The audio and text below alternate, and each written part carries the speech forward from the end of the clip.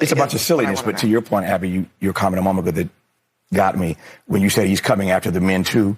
I think JD Vance has mommy issues. And it's been fascinating for me to watch the way this has played out on the campaign trail. And because of those issues, he has subjected women across this country to all his bad ideas and all his bad policy. Maya Angelou once told me that processing pain without perpetuating pain is rough business. So if you got mommy issues and you make everybody else in the country subject to that, that's a real problem. But to your point, now he's coming after the men. I remember an episode of This American Life years ago where the staff all took testosterone tests. And when the results came in, the male host of that show, Ira, had the highest testosterone. And the executive producer of that show, a woman, had the highest level of testosterone, which suggests to me that this conversation. That the big dogs just rule, male or female. The big dogs rule. You know what? Let me say something about this. We're here because we're fighting for a democracy. Fighting for a democracy. And understand the difference here. Understand the difference here. Moving forward. Moving forward. Understand the difference here.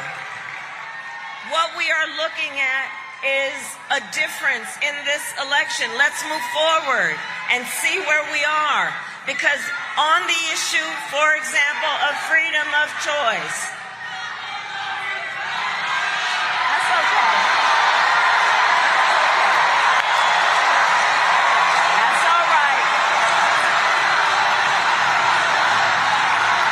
That's all right. That's okay. What about some of those detractors who say, well, if things were going to be fixed, Vice President Harris would have done it. She's been in the administration for 4 years. How do you get those people to vote for the ticket? Yeah, she's her own leader. She's laid out a very clear and different plan. Well, look, this is a massive scandal, Sean. Intervening to try to change the White House transcript to cover up the fact that Joe Biden called 150 million Americans garbage. Let's be clear. Kamala owns that remark 100% because it was Kamala who put out the order, whose campaign issued the directive to launch a full-scale smear and defamation machine against every single American citizen who isn't voting for her. Just think about this. They sent out Obama to attack black men for not supporting her, calling them bigots. They sent out Tim Walz to call every single American who doesn't back Kamala a Nazi, a mass murderer. And then, of course, we have Kamala calling everyone in sight a racist, a bigot, a fascist.